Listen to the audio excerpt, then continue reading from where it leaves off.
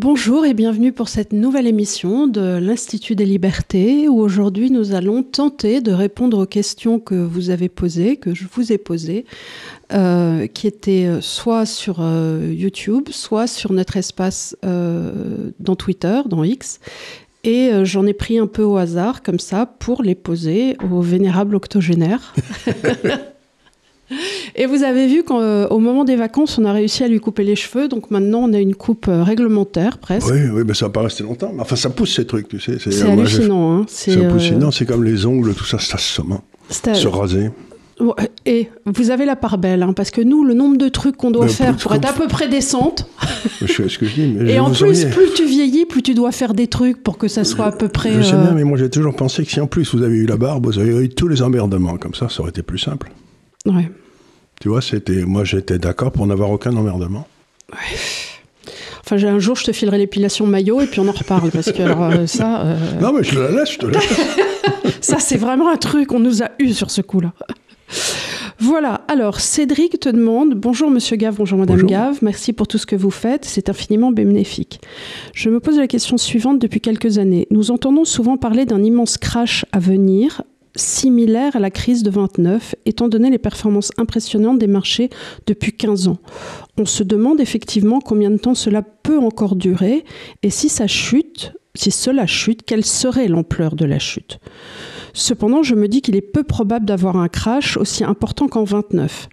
Par conséquent, si la volatilité ne peut pas être aussi grande, il y aurait une sorte d'inertie du marché, due en partie au fait qu'il est compliqué de réallouer une grande partie de ses actifs ou d'autres classes d'actifs telles que l'immobilier, l'or, les obligations ou les crypto-monnaies. Avez-vous un avis à ce sujet ? C'est une question intéressante parce que c'est une question qui amène à se poser des questions historiques en quelque sorte. Et je vais y répondre de la façon suivante. Bon, le krach de 1929, qu'est-ce qui s'est passé ? Vous savez, finalement, ce métier, c'est un métier assez facile. Il faut savoir s'il y a plus d'imbéciles que d'argent, plus d'argent que d'imbéciles. Hein. Et ce qui s'est passé en 1929, comme l'a très bien montré Milton Friedman, c'est que la Banque centrale a permis un effondrement de la quantité de monnaie. Il n'y avait pas assez de pognon. Et donc, on est rentré dans ce que j'appelle une déflation-dépression, c'est-à-dire que les prix baissent. Alors même qu'on avait créé la Banque centrale pour ça. Pour ça. Mais donc les gars, ils étaient là pour ça, ils se sont dit non, on va pas faire notre job. Voilà, on va pas faire notre job. Et en plus, il y a eu des erreurs monumentales faites par le gouvernement américain, augmenter les impôts, devenir protectionniste, dévaluer le dollar, enfin bref. Ils ont fait tout pour qu'on ait une dépression, c'est-à-dire qu'il n'y avait pas assez d'argent dans le système. Bon, la dépression, on en sort par la guerre, à partir de 1940, etc. Et ce qui est resté dans l'inconscient collectif et des banques centrales, c'est qu'il fallait éviter à tout prix qu'on se retrouve une fois encore dans un moment où il n'y a pas assez d'argent. Donc on est une déflation-dépression. Les prix baissent, les quantités baissent. Et donc, depuis à peu près 1945, chaque fois que quelqu'un fait un peu de travers dans l'économie, la Banque centrale remet du fric. C'est ce qu'on appelle une politique keynésienne qu'on enseigne à l'ENA. Et donc, la solution à tous les problèmes, c'est mettre plus d'argent et les dépenses de l'État augmentent. Ça veut dire que si on a une crise très importante, la seule chose qu'il fallait avoir dans les années 30, c'était des obligations d'État. Tu vois, parce que tout le reste s'est pété la gueule. Les obligations particulières, tout s'est pété la gueule. Donc, fast forward, comme on dit, maintenant tu as un siècle à peu près. Donc la prochaine crise, ce sera une crise qui sera exactement l'inverse. C'est-à-dire que la seule chose qu'il ne faut pas avoir, c'est des obligations d'État. Parce qu'on va avoir une crise inflationniste de destruction des obligations. Puisqu'on en a émis beaucoup trop pour éviter qu'il y ait de... Donc ce que je veux dire par là, c'est presque comme un négatif. Tu vois, tu as le négatif et puis tu as la photo.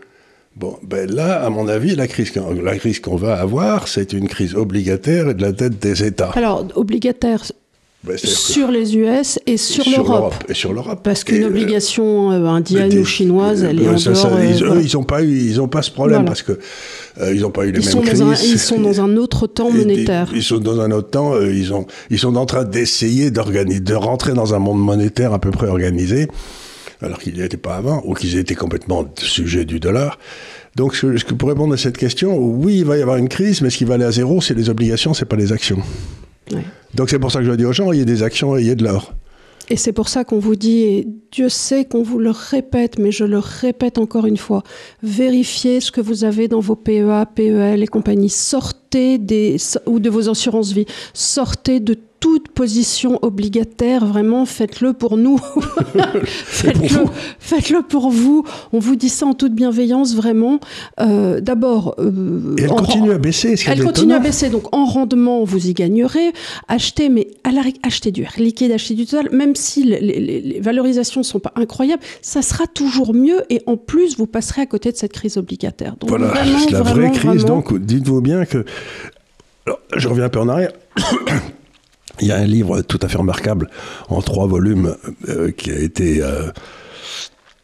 un petit peu... c'est les réflexions de Schumpeter sur les penseurs économiques qui avaient existé dans le temps. Alors vous savez à quel point j'aime Schumpeter, donc ça s'appelle « L'histoire des idées économiques ». Vous pouvez le trouver, c'est en 3 volumes.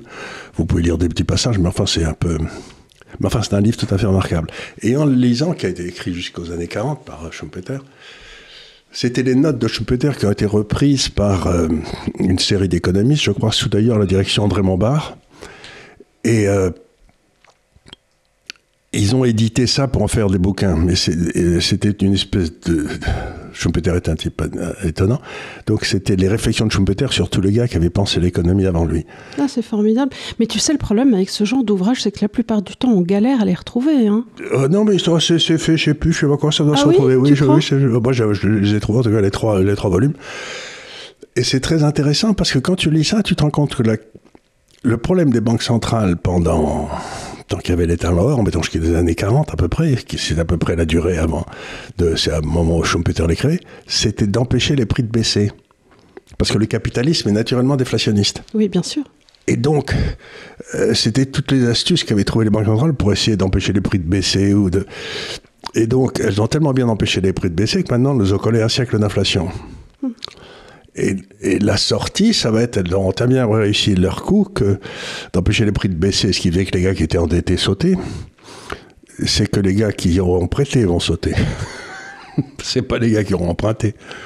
Donc c'est curieux de voir à quel point la pensée dans les banques centrales aujourd'hui, quasiment un siècle après, est encore et toujours d'empêcher les prix de baisser. C'est marrant. Ils ont peut-être des directives en ce sens, politique. Oui, mais en même temps, il y avait une certaine indépendance. Et, ça date long gone, depuis Bernanke. Depuis Bundesbank, on n'en a plus. Mais évidemment, comme le plus gros emprunteur du monde aujourd'hui, c'est les États, c'est eux qui sont les grands gagnants si vous ruinez les épargnants, quoi. Mais...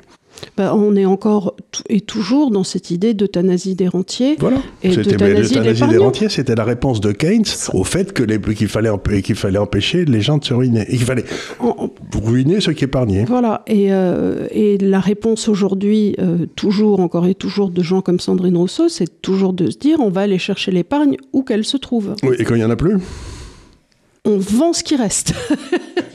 Puisqu'ils n'ont pas un rond. On est d'accord. On est absolument d'accord. Alors, j'ai une question qui est un peu technique, c'est pour ça que je voulais te la poser au début. Il y a beaucoup de personnes qui voudraient que tu leur rappelles ou que tu leur fasses un petit cours sur ce qu'est véritablement Target 2. Le Target, les balances Target. Les balances Target. Oula, ça c'est très... Oh là là, c'est une sorte de corne-cul, je vous dis pas. Alors, dans une économie normale, mettons la France et l'Allemagne, allez. Si la France avait un déficit de sa balance commerciale avec l'Allemagne, c'est-à-dire si on achetait plus à l'Allemagne qu'on lui vendait... Ce qui est le cas. Ce qui n'était pas le cas avant, mais ce qui est le cas aujourd'hui, oui. Ce qui se passait, c'est qu'au bout d'un certain temps, les Allemands nous demandaient soit des dollars, soit de l'or. Ils avaient plus confiance, ils voulaient pas augmenter leur réserve de francs français jusqu'à la fin des temps. Donc, soit des dollars, soit de l'or, et comme les réserves de change de la Banque de France baissaient, on avait de moins en moins d'or et de moins en moins de dollars, à un moment, il fallait dévaluer pour rétablir l'équilibre. Ça, c'était dans un système normal. Mais à partir du moment où tu dis On a tous la même monnaie. On a tous la même monnaie. Donc, si ça se passe comme ça, ben, les Français vont donner des euros à l'Allemagne et ils vont se retrouver avec de plus en plus d'euros français, en quelque sorte, les Allemands. Donc c'est un peu compliqué. Alors on a décidé qu'on ferait un système de balance. De jeu d'écriture. Un jeu d'écriture où, dans le fond, la Banque centrale française reconnaîtrait qu'on doit de l'argent à l'Allemagne. Là, c'est une sorte de traite voilà, un effet à recevoir. Je vous paierai. Et donc, aujourd'hui, un effet à recevoir. Donc, aujourd'hui, par exemple, si vous cumulez les comptes courants de l'Allemagne avec, par exemple, l'Italie et l'Espagne, vous vous rendez compte que l'Allemagne a un crédit sur les banques centrales italiennes et espagnoles de quasiment 1000 milliards d'euros, ce qui est l'équivalent des surplus qu'ils ont eu, tu vois ce que je veux dire. Mais en face, je crois que la personne qui est en face, c'est la Banque centrale allemande et à qui la Banque centrale italienne ou espagnole doit de l'argent. Donc c'est un effet à recevoir, mais qui ne sera jamais présenté. Donc si vous avez compris quelque chose à ce que je vous ai dit... C'est que je me suis mal exprimé. C'est que je me suis mal exprimé, parce que moi j'ai regardé tout ça, je suis tout ça, et après avoir regardé ça pendant 10 ans, j'y bite toujours rien. Quoi. Parce que dans le temps, quand même, quand tu avais... Il y avait un système automatique. Il y avait un système automatique, donc tes caisses grossissaient. Là, c'est-à-dire que la masse monétaire montait en Allemagne parce qu'on recevait du pognon de France, et la masse monétaire baissait en France, donc ça a déclenché une récession. Oui, et voilà. Pour l'instant, là, tout reste dans un cahier, dans un jeu d'écriture, genre je te dois ci, je te dois ça, mais en pratique... en pratique, si demain l'Allemagne dit, écoutez, j'ai une contraction de mes comptes, j'ai besoin que vous me donniez de la masse monétaire, que vous me donniez vos euros, mais non. Ça la rend... Ils sont déjà dans le système, ces euros. Mais voilà. Ils sont déjà dans le système, ils sont quelque part dans le système. Donc il faudrait qu'ils leur donnent quoi ? Des avoirs ? Autre chose ? De l'or ? Les femmes Toutes les femmes. Mais personne ne va acheter les Allemandes, c'est terrible. Enfin, je rigole, je dis ça. Non, vous me donnez toutes vos Italiennes et toutes vos Espagnoles. Oui, il y en a de moins en moins. Ouais. Il n'y a quasiment plus d'enfants. Il n'y a plus d'enfants ni en Espagne ni en Italie. Donc voilà, j'ai regardé ça, et c'est un système, encore une fois, qu'ils ont bâti. Vous savez, de l'économie, c'est un machin qui fonctionne s'il y a des rééquilibrages automatiques. Le système que j'ai décrit, quand on n'a plus de réserve de change, on cesse d'acheter à l'étranger. Ce qui déclenche une récession. Et bon, c'est un système de rééquilibrage automatique. Là, ils ont bâti un système à l'intérieur de l'Europe qui prend en compte des trucs virtuels comme si ça allait mener à un rééquilibrage. Mais ça mène à rien du tout, puisque ça n'a pas d'effet ni sur les taux d'intérêt, ni sur les taux de change. Donc, l'Allemagne accumule des excédents et on empêche sa monnaie de monter.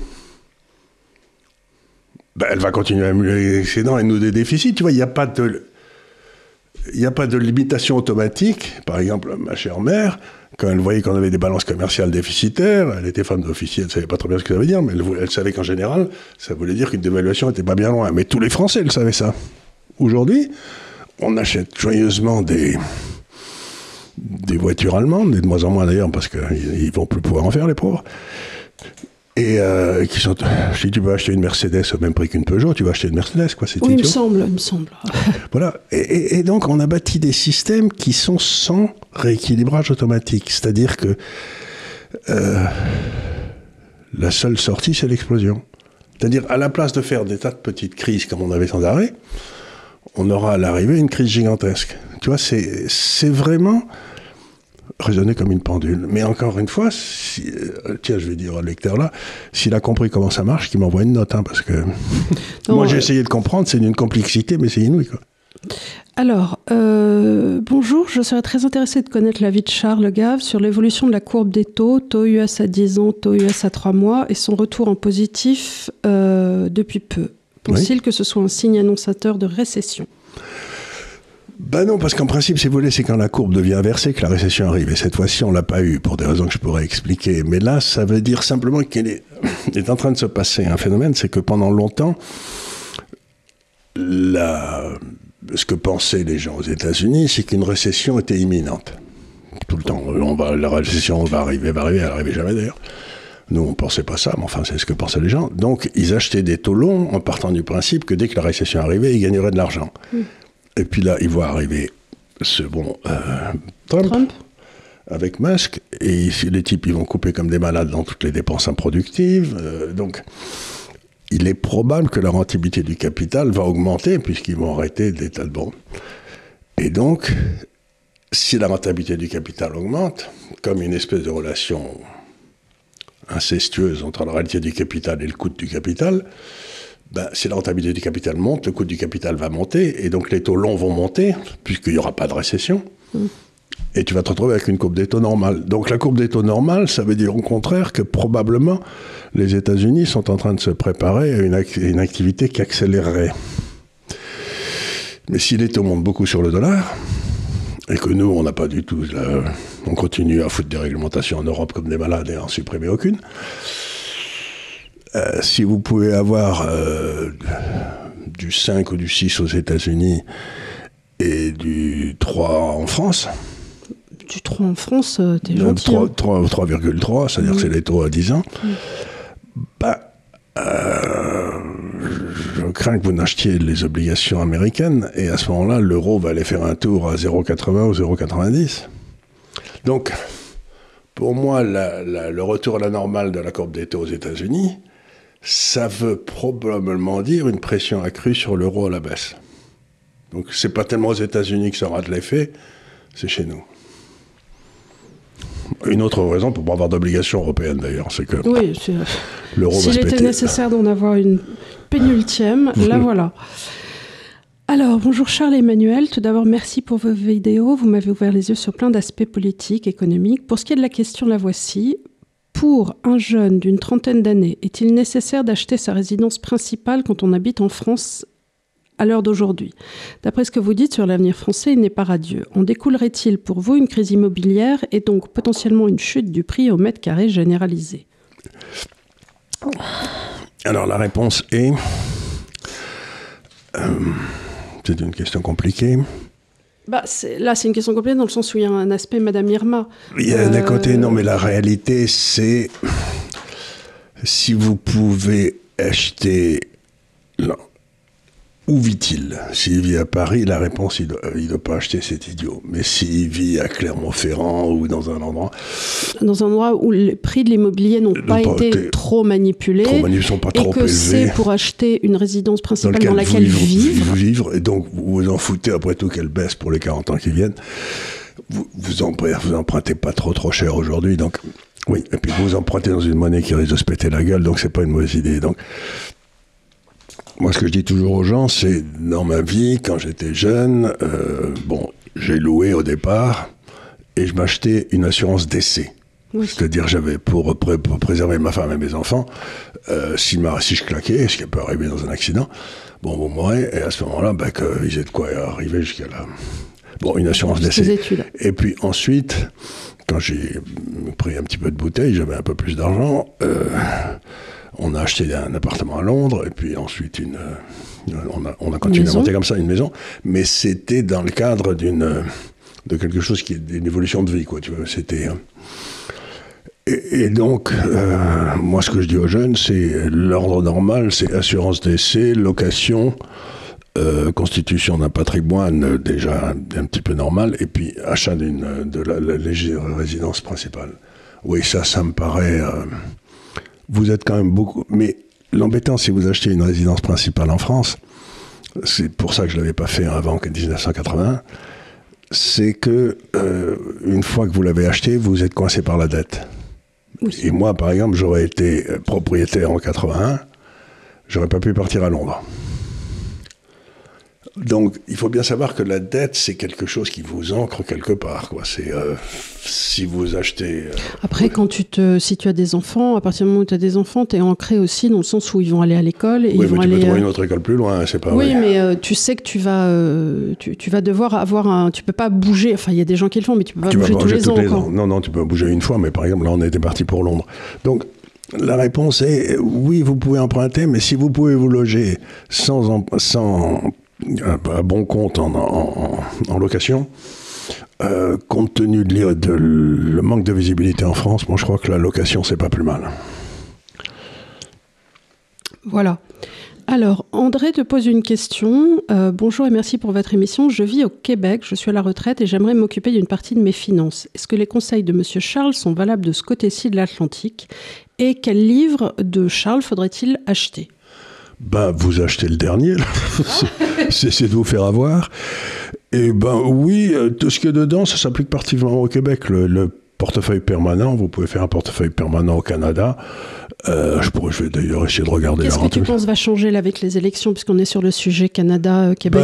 L'idée, c'est quand même, vous aviez le frère jumeau de Macron au Canada, et vous êtes en train de vous en débarrasser. Donc, je me méfie en disant le suivant il va être mieux, mais si le suivant est pire, ce que je ne crois pas, parce que d'abord, faudrait se lever de bon matin. Ah oui, mais ça, tu sais, les hommes politiques, ils sont quand même tout à fait remarquables. Donc, je vous ai raconté l'histoire de Denis de Syracuse. Voilà.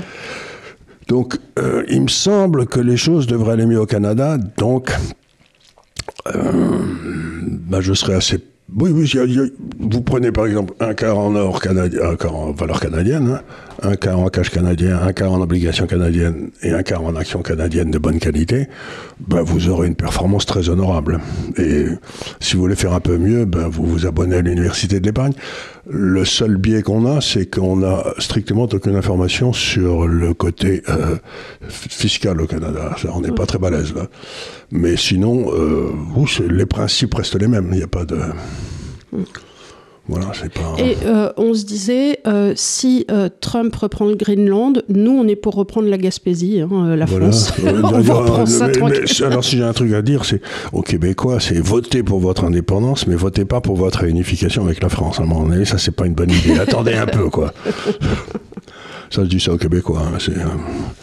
On serait ravis de vous voir arriver, mais...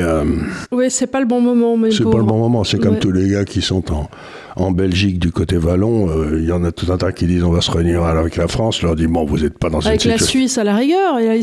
Oui, mais la Suisse... ça leur fait loin. Non, mais la Suisse, ce qui est embêtant, c'est qu'on aurait la partie française, où c'est tous des socialistes. Alors, oui, c'est vrai. On ne va pas se réunir avec la partie allemande. Et la partie italienne, c'est loin, là-bas, c'est loin. Donc la Suisse, le problème, c'est qu'ils ont 3 ou 4 nations. Ouais.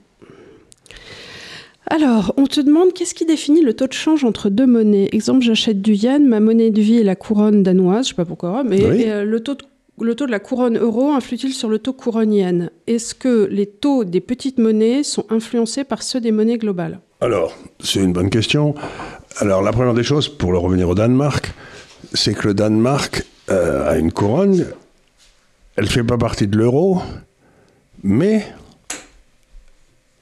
elle est fixée au Deutsche Mark. Oui, on en a parlé. Qui n'existe plus. Voilà. Il y a quelque chose de pourri au royaume de Danemark. Voilà.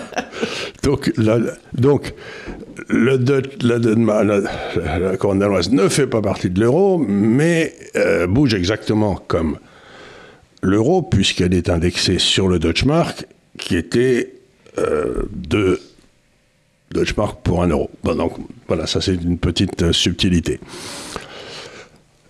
Mais ça leur laisse quand même un avantage, c'est qu'ils peuvent ils peuvent dévaluer, par exemple, s'ils le voulaient, ou réévaluer sans avoir à demander la permission, sans que ça ait aucune influence.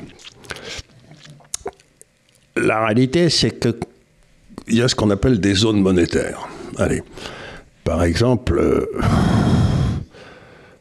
qu'on le veuille ou non, la couronne suédoise, la couronne danoise, la couronne norvégienne, la livre, qui sont en dehors de l'euro, elles flottent contre l'euro. Tu vois, de temps en temps, elles baissent contre l'euro, de temps en temps, elles montent contre l'euro, mais la Banque centrale, dans ses opérations de change, et elle fait 80% de ce commerce, les pays font 80% de leur commerce avec la zone. Donc, si tu es le Danemark, l'évolution de l'euro par rapport à la monnaie chinoise, c'est pas ton truc qui te... Par exemple, mais si tu es Singapour, l'évolution de la monnaie chinoise, ça t'importe beaucoup. Donc, plus tu fais de commerce dans une zone monétaire, plus ta monnaie est influencée par la monnaie centrale dans cette zone monétaire. Donc tu te retrouves avec le yuan, le dollar ou l'euro. Et les monnaies européennes flottent tous contre l'euro, et la Banque centrale essaye de minimiser ça, la volatilité vis-à-vis de l'euro, parce que ça trouble les... Si l'euro se pète la gueule vis-à-vis du yuan, ça ne va pas avoir beaucoup d'influence sur les affaires danoises, mais si la couronne suédoise se pète la gueule vis-à-vis de l'euro, ça va avoir d'influence sur les monnaies suédoises, parce que c'est bon, vis-à-vis du yuan, c'est loin. Le dollar, ça l'impacte aussi. Donc voilà, vous avez 3 zones monétaires, et c'est comme s'il y avait 3 soleils avec des petites planètes qui tournent autour, tu vois, chacune autour de leur soleil. Voilà. D'accord. Gossio te demande bonjour, pourriez-vous m'expliquer comment fonctionnent des sociétés comme BlackRock, Vanguard? Sont-elles pour vous néfastes pour l'économie comme le prétendent certains? Merci, recevez tous mes vœux pour la nouvelle année. Je lui transmets tous mes vœux aussi. Alors là, c'est un truc assez intéressant parce que ça fait partie du complotisme mondial. Vous savez, c'est les... Bon. Les Illuminati... Qu'est-ce que c'est que BlackRock, qui se trouve être un de mes clients que j'aime bien d'ailleurs. BlackRock, c'est une société un peu comme Amundi. Alors Amundi, c'est la société, je crois, qui a rejoint la Société Générale, le Crédit Lyonnais, je ne sais pas quoi, tous ensemble là, et c'est l'endroit où les titres sont déposés, tu vois, c'est bon. On appelle ça en termes des custodians, c'est-à-dire bon. Et ce qui a été inventé il y a une 50aine d'années par le patron de... C'était qui la deuxième déjà? Tu as BlackRock et Vanguard. Voilà, c'est d'ailleurs, tous sont des ETF. Voilà, ils ont inventé la gestion indicielle. Voilà. C'est-à-dire que vous y connaissez rien en action, vous dites comment je vais faire, et bien ils vous disent c'est pas difficile, il y a l'indice Standard & Poor's ou le CAC 40, on va le suivre exactement, on aura les 40 valeurs du CAC 40 dans les mêmes proportions, sans arrêt, c'est l'ordinateur qui achètera et vous vendra. Et vous allez pouvoir acheter ça, et donc vous n'avez pas à faire le choix de valeurs individuelles. Vous achetez juste l'indice. Donc tu achètes l'indice, et c'est ce que te donne la rentabilité du capital. C'est ce que te donne l'ETF. Alors tu peux voir des indices spécialisés, comme par exemple un indice sur les valeurs pétrolières mondiales, ou un indice sur les valeurs de pharmacie mondiale. Tu vois, donc si tu veux jouer une hausse des prix d'énergie, tu achèteras celui-là sans avoir à t'embêter de savoir s'il faut acheter Auxonne au total. Tu as d'autres ETF au contraire qui ne sont pas avec des indices comme ça, qui vont te dire, voilà, c'est un ETF où dedans on a Total, Exxon... Voilà, ça c'est un ETF spécialisé énergie. Voilà. Mais toi, tu n'as pas à t'embêter de savoir si tu dois acheter Total ou Exxon, parce qu'ils sont là tous, et en fonction de leur capitalisation boursière. C'est-à-dire que plus c'est gros, plus ils en auront. Alors, c'est très intelligent. Il y en a qui n'aiment pas du tout. Je sais, mais c'est très intelligent, mais à condition qu'il y ait des gens qui continuent à faire le travail de savoir quelles sont les bonnes actions et les mauvaises actions, c'est-à-dire des gérants actifs. Donc, vous pouvez vous imaginer que vous avez des gérants indiciels qui font aucun travail si ce n'est juste répéter l'indice, c'est-à-dire ce que fait la bourse entre elles. Et puis là, vous avez des gérants qui disent « Non, moi, je veux acheter Total contre Exxon parce que Total est beaucoup moins cher. » Et ce que font ces gars-là, c'est qu'ils disent ça ne nous intéresse pas. Mais s'il n'y avait pas ces gars-là qui faisaient le boulot pour nettoyer, pour savoir que Total est meilleur que Exxon ou pas, ben à ce moment-là, ça devient juste un jeu mécanique qui n'a plus rien à voir avec la réalité des affaires sous-jacentes. Donc le grand danger des sociétés indicielles... c'est que ça crée des bulles. C'est que ça crée... Parce que ça n'a pas nettoyé quelque part le marigot. Il n'y a personne qui va essayer de savoir si celle-ci est meilleure que celle-là. Donc, parce qu'après tout, les sociétés sont vivantes. Donc il y a des évolutions. Voilà, il y a des évolutions. Il y a des mauvais choix, il y a des bons choix, il y a des contextes économiques. Et surtout, ce qui se passe, c'est qu'à ce moment-là, comme ça se passe aussi dans les marchés obligataires, BlackRock est énorme aussi dans les marchés obligataires, c'est-à-dire que vous voulez avoir la rentabilité du marché obligataire français, ben, il vous offre un indice qui vous donne exactement ça, vous n'allez pas avoir un gérant qui cherche et fait tout ça. Bon, c'est très bien. Mais par exemple,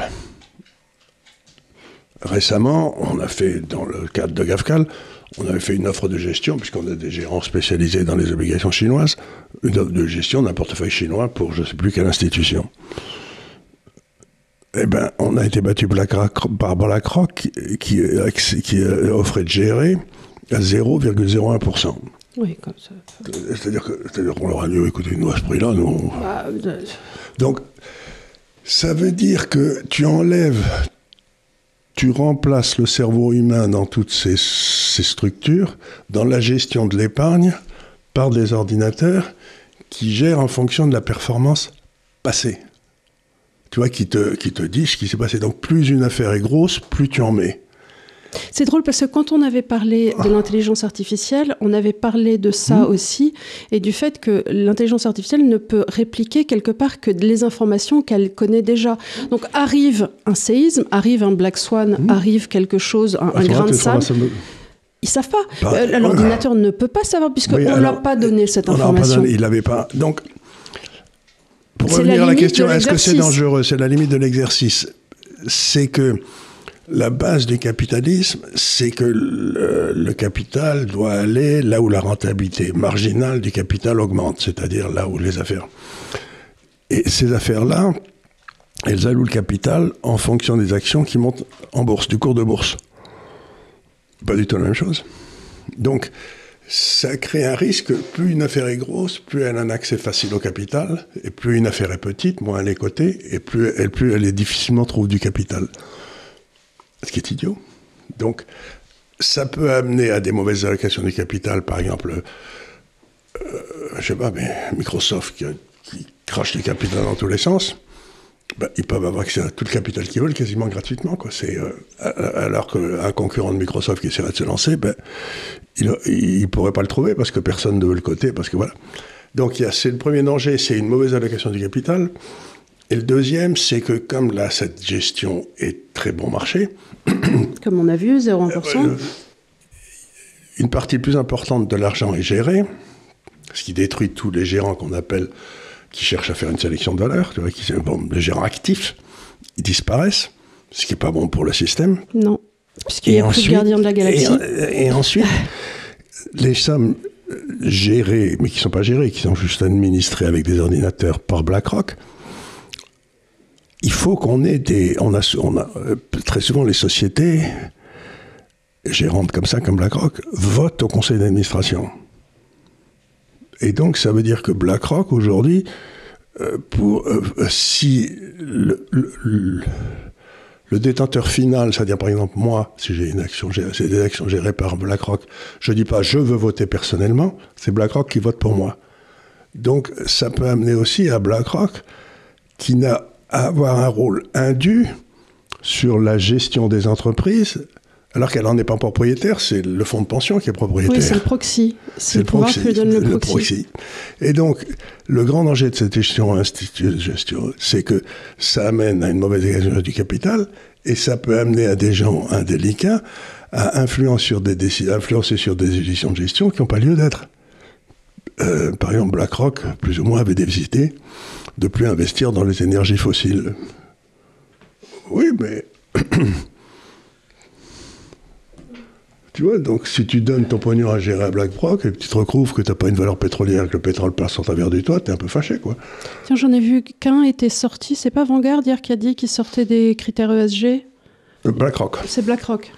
Parce que justement, il y avait justement d'États comme le Texas et tout qui donnaient de l'argent à gérer à BlackRock, les fonds de pension de l'État du Texas.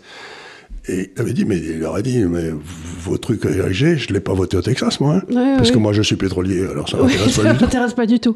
Oui, et puis c'est tout le wishful thinking des critères ESG. Veux, ces trucs-là, ça veut dire que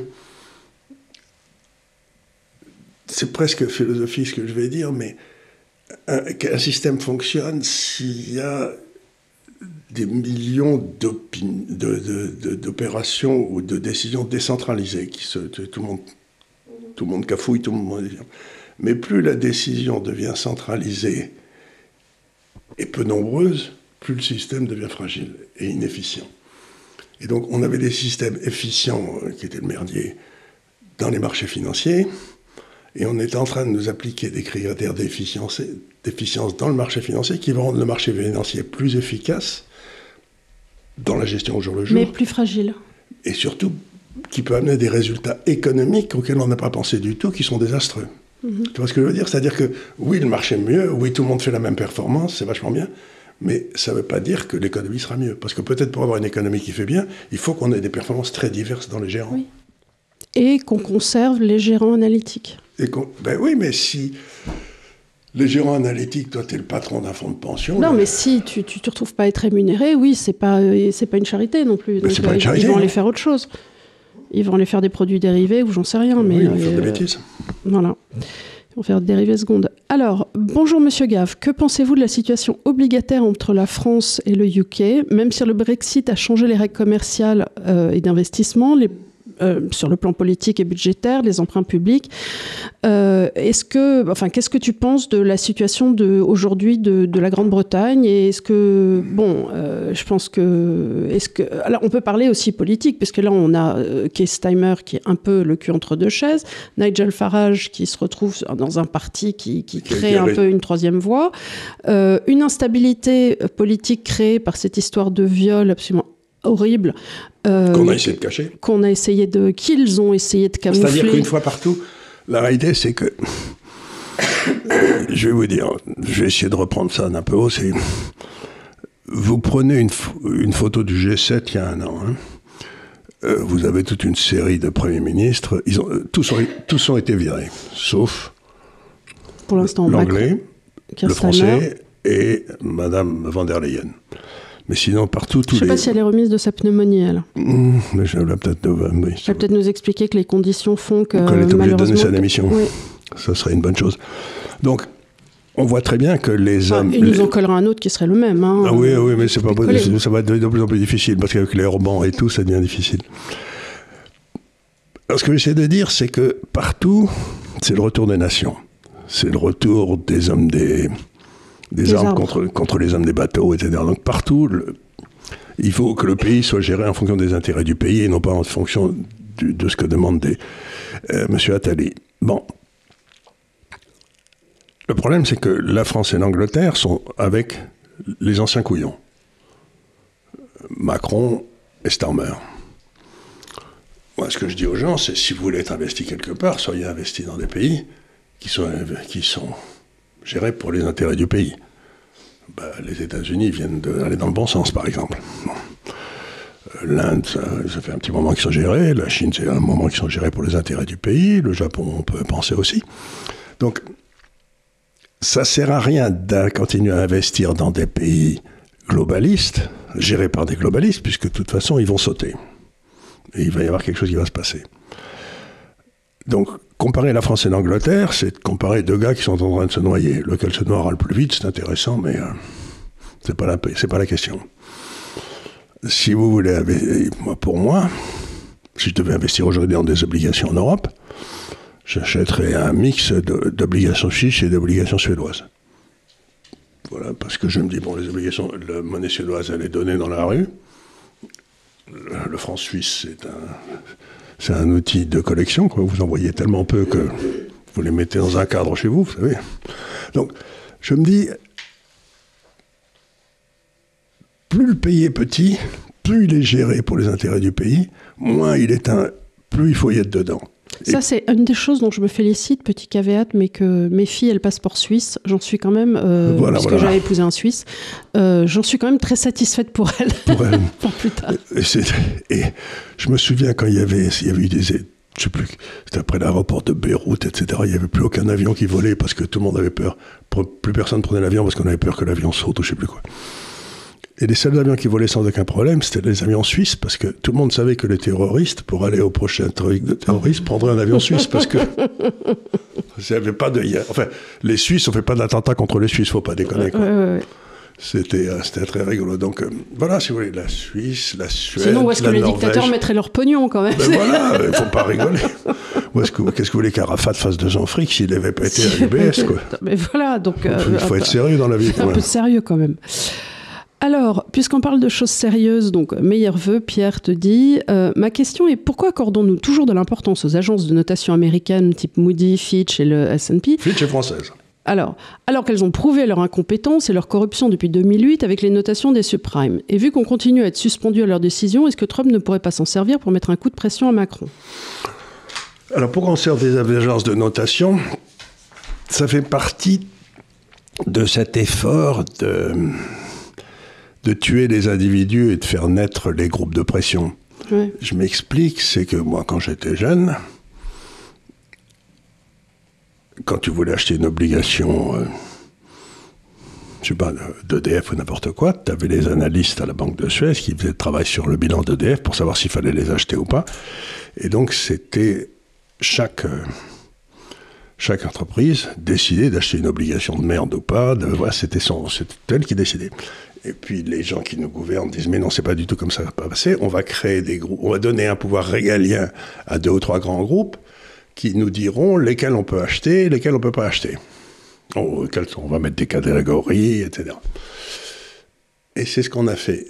Donc on a délégué le pouvoir régalien qui va déterminer les réserves obligatoires que chaque entreprise financière va être obligée de mettre à des gens du privé. Et c'est reconnu par les États. C'est-à-dire que ces États incompétents ont créé des monopoles qui ensuite vont juger le travail des États. Mais moi, je les mettrais tous en prison. Le rôle, c'est parce qu'il fallait faire des règlements mondiaux pour les banques de façon à ce qu'on puisse arriver à une monnaie mondiale et à un gouvernement mondial. Tu vois, tout ça, c'est le même truc. C'est-à-dire que tu crées un club de copains et tu leur dis, bon, moi, je vais m'occuper de la régulation. Donc, celui-là, il va gagner plein d'argent, mais simplement parce qu'on aura besoin de son coup de tampon, quoi. Ça n'a rien à voir avec l'efficacité du gars. Ça a tout à voir avec le fait qui fait partie de ce complot mondialiste. Mais ce qui est dingue, c'est qu'on ait conservé ce complot mondialiste, quand même, des agences de notation, après 2008, alors qu'ils ont prouvé par le menu leur totale incompétence. Mais attends, la prochaine crise, ils ne la verront pas arriver non plus. Mais le but, que les gens n'ont pas l'air de comprendre, c'est que c'est pas pour savoir s'ils font des bonnes recommandations.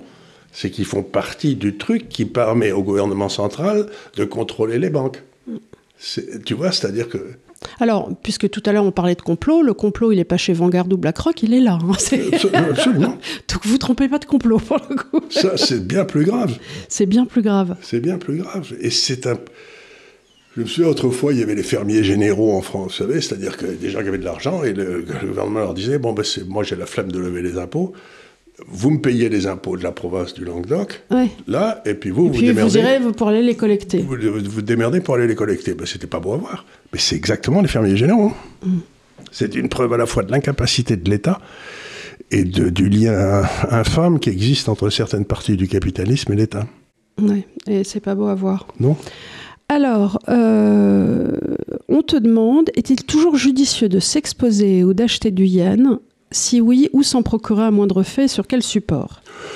Oh, bon, ça, bien sûr qu'il faut en avoir. Il est toujours sous-évalué de 40-50%. Il monte d'ailleurs gentiment petit à petit vis-à-vis de l'euro. Hein, mais la réponse, c'est vous allez sur un truc Revolut. Vous achetez voilà, il y a Revolut ou il y a Wise. Et vous regardez, ça permet d'acheter du yen. Donc Revolut vous permet d'acheter en monnaie des monnaies étrangères. Et tant que, pour ce qui est de la fiscalité, tant que vous ne sortez pas de la position,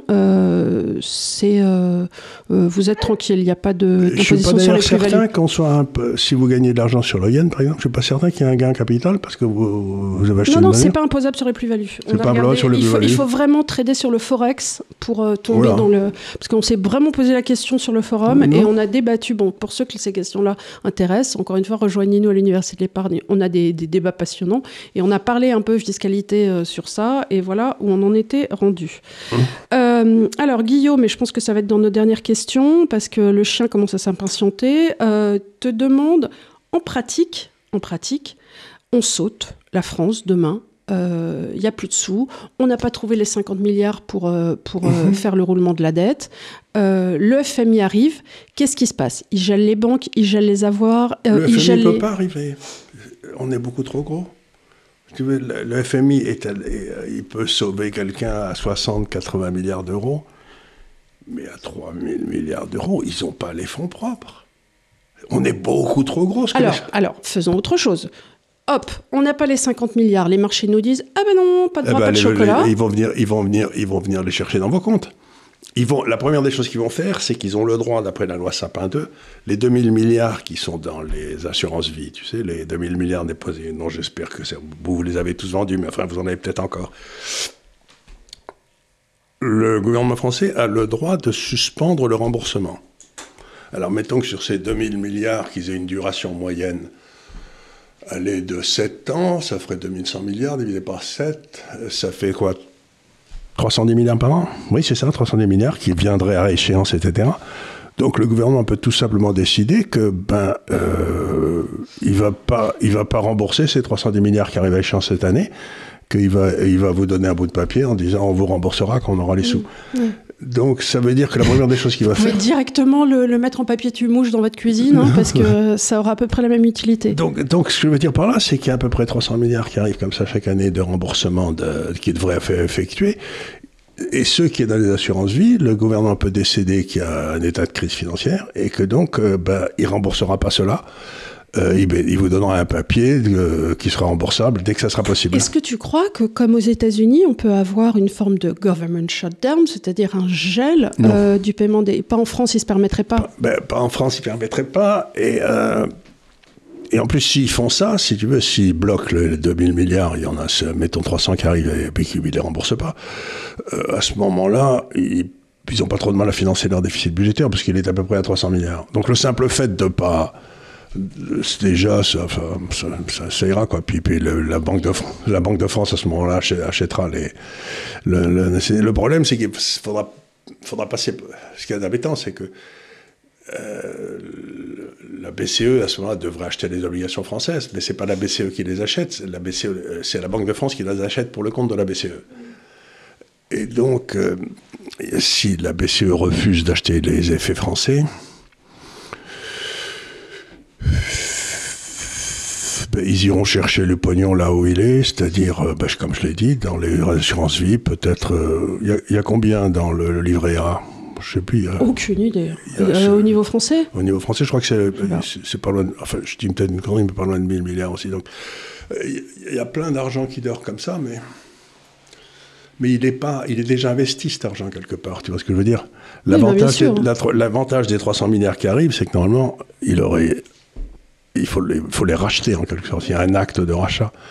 Là, tu dis simplement, j'ai pas les... Donc, ton déficit budgétaire ne change pas, mais ton appel sur les marchés financiers change à hauteur des trucs que tu rembourses pas, quoi. Eh ben... écoute... Mais par contre, ça veut dire que probablement, il y aura une prime qui se mettra sur le dollar. C'est-à-dire que les gens qui veulent plus être payés en francs ou en euros, si tu arrives avec des dollars cash ou des francs suisses cash, tu pourras acheter à 20 ou 30% de décote. Alors, tu as Marco, et ce sera la dernière question, je pense, qui te demande si tu es toujours heureux de la Suisse. Et on avait fait une émission sur la Suisse il y a 2 ans maintenant. Oui, la Suisse, ils me font rigoler. Vous savez, la meilleure nouvelle en Suisse qui m'a fait encore rigoler cette semaine, c'est que la Banque nationale suisse a gagné l'an dernier 80 milliards de francs suisses, c'est-à-dire un peu plus de 80 milliards d'euros, et qu'elle les a redistribués aux cantons, aux municipalités, etc. Donc, nous, on se décarcasse pour trouver 150 milliards, ça fait un drame. Les Suisses, qui sont beaucoup plus petits, ils ont 80 milliards de profits faits par la Banque centrale et qui redistribuent aux cantons, ce qui est équivalent à une baisse massive des impôts. Et tu ne peux pas t'empêcher de dire, mais on va leur filer tous les énarques et ils devraient les filer 2 ou 3 gars de la Banque nationale. On a bien essayé avec Bruno Le Maire de leur enfiler un, mais ils ne l'ont même pas gardé. Ils ne l'ont même pas gardé, non. C'est les étudiants qui ont gueulé en disant on n'en veut pas. On n'en veut pas, c'est une école sérieuse ici, monsieur. On veut des gens qui nous forment. On ne veut pas des gens qui nous déforment. Pas des mecs qui écrivent des bouquins bizarres. Donc la Suisse, oui, elle reste tellement en dehors de ce monde complètement farfelu, si vous voulez. Les Suisses, c'est vraiment un peuple Ils me disent toujours, vous savez, le problème que vous avez, vous les Français, c'est que vous êtes trop intelligents. Oui. Mais en même temps, ils se foutent de ma gueule quand ils me disent ça. Oui, c'est ce que disaient les ministres de Macron, qu'on n'avait pas suffisamment compris leur intelligence. Voilà. Donc les Suisses, ils ont cette admirable modestie. Ouais. De dire, nous, on n'est pas assez intelligents, on ne peut pas faire des choses comme ça, on ne comprend pas, quoi. Ouais. Moi, c'est pour ça qu'elle me fait rigoler, c'est que... Mais moi, je fais quelquefois ça dans les boutiques aussi, quand on me propose quelque chose, je dis « Ah non, c'est beaucoup trop élégant pour moi ». Mais en général, c'est que je trouve ça dégueulasse. Oui, mais ce que j'ai beaucoup aimé aussi, c'était une remarque de Jean-Marie Le Pen qui nous a quittés. Il y avait dans un débat, il y avait quelqu'un qui le traitait de fasciste. Et il a dit, mais je peux pas être fasciste, je suis pas assez socialiste pour être fasciste. Et ça, c'est une réponse de Suisse, quoi.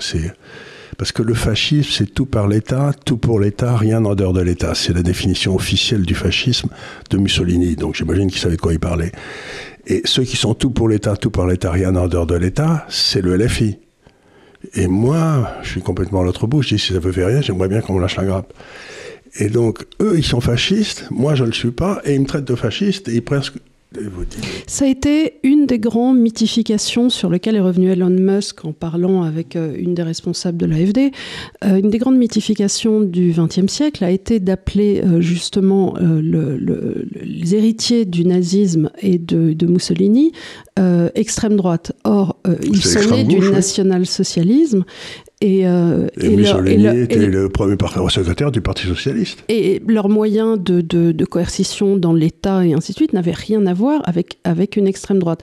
Donc il y a eu cette espèce de déviance. Et Daniel Hannan, qui est un MP britannique et qui était avant à l'Europe, avait eu toute une série d'échanges avec un autre représentant de parti, je crois que c'était dans The Guardian ou dans un autre journal, qui était formidable parce qu'ils avaient vraiment repris pratiquement l'eschatologie C'est-à-dire la gauche est naturellement totalitaire. Mais bien sûr. Puisqu'elle demande de plus en plus d'intervention de l'État. Et je ne sais pas pourquoi on se retrouve... Et la conclusion du truc, c'était de dire, écoutez, voilà, je vous ai démontré par A plus B qu'en réalité, les nationaux-socialistes étaient socialistes et étaient des gens de gauche.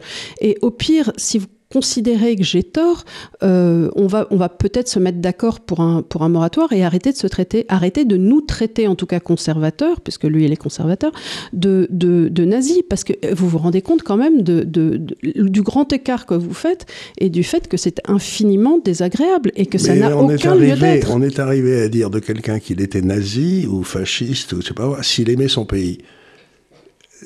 Donc la gauche est arrivée à dire que quelqu'un qui aimait son pays et qui avait envie de bouger librement était d'extrême droite. Non mais attendez une seconde, c'est les droits fondamentaux de l'humanité, c'est de se balancer, c'est d'aimer là où son père est enterré et de pouvoir se balader librement. C'est pas être extrême droite, c'est juste être normal. Mais et c'est ce qu'on peut trouver d'agréable dans le rebalancement, certes agressif, que peut avoir Elon Musk sur les réseaux sociaux, c'est de renvoyer toutes ces idées nauséabondes qui ont été, toutes ces mythifications au travers du temps. C'est ce qu'avait dit Reagan, il avait dit quelque chose de très profond, il avait dit le prochain fascisme sera organisé par le parti, par les libéraux, au nom de l'égalité. Oui, liberals. Liberals, c'est-à-dire les libéraux de l'équipe de gauche, voilà, le Parti démocrate. Les partis démocrates. Et c'est ce qu'ils ont fait en se servant du wokisme, en servant du « vous ne pouvez pas dire ça, ça m'offusque », et se faisant contrecarrant toute liberté d'expression. Ben oui, parce que moi, si on ne peut pas s'engueuler avec les gens, il me semble qu'il n'y a pas vraiment de raison de discuter, quoi, parce que non, mais voilà, et c'est l'engueulade qui me hante. Et inversement, tu vas voir donc toute la gauche qui dit « Ah, mais je ne veux pas parler avec un tel parce que c'est un nazi, parce que c'est un fasciste. » Vous dites « Mais enfin, c'est quand même incroyable. » Donc, de refuser le débat sur le préambule de Reductio ad Hitlerum dès le début.